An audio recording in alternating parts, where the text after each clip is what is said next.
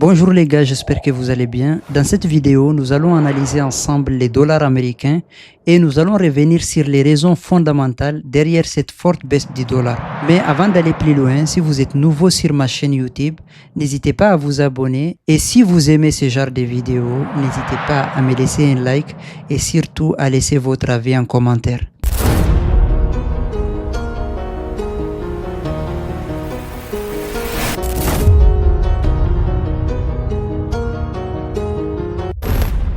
Pour vous mettre un peu dans le contexte, après l'investiture de Trump, il avait promis de mettre en place des droits de douane sur le Mexique, le Canada et la Chine. Il avait même promis des droits de douane universels, mais les droits de douane universels ne sont pas encore mis en place. Ensuite, début février, il y a eu des négociations entre Trump et le Mexique et le Canada. Après ces négociations, Trump avait décidé de faire une pause et de ne pas mettre en place les droits de douane tout de suite.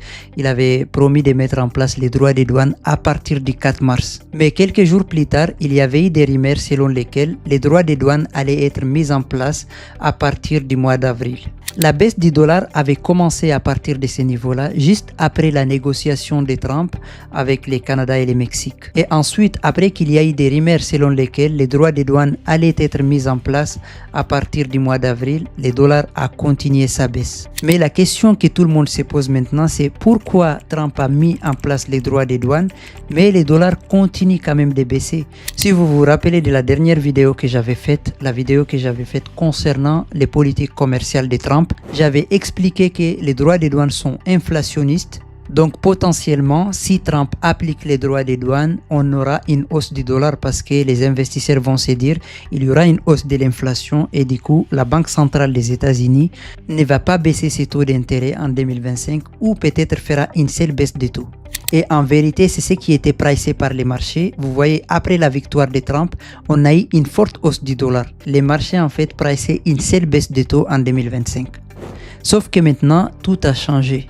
Les investisseurs maintenant ont commencé à s'inquiéter, il y a eu un changement de sentiment. Pour les marchés, il y a même un risque de récession aux États-Unis. Quand on regarde les spreads des rendements des bons du Trésor américain, les 10 ans et les 10 ans, qui est un indicateur clé pour la récession aux États-Unis, on voit qu'il ne cesse de baisser depuis janvier 2025. Et ça, ce n'est pas du tout bon signe. Lorsque les rendements court terme surperforment les rendements long terme, ce n'est pas du tout bon signe. Et ici, en regardant les rendements des obligations 10 ans, on voit que depuis début février, ils ne cessent de se casser la gueule, ils ne cessent de baisser. Donc ce qui fait baisser les dollars en ce moment, c'est tout simplement parce que les investisseurs ont commencé à pricer plusieurs baisses de taux pour la Fed en 2025. Avant, il y avait une seule baisse de taux en 2025 qui était pricée. Il y a juste une semaine de cela, des baisses de taux étaient pricées. Mais en ce moment, au moment où je tourne cette vidéo, il y a 3 baisses de taux d'intérêt pricées pour la Fed en 2025. Et ce changement dans les pricing a été aggravé en fait par les chiffres d'hier. Hier, on avait eu l'ISM manufacturier qui était sorti un peu mitigé parce qu'on avait eu la composante prix payé qui a augmenté, ça veut dire l'inflation a augmenté, mais les emplois ont diminué et les nouvelles commandes ont également diminué.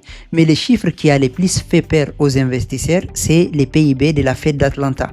En fait, vous voyez, les chiffres étaient sortis à moins 2,8%. Donc ça, c'est catastrophique.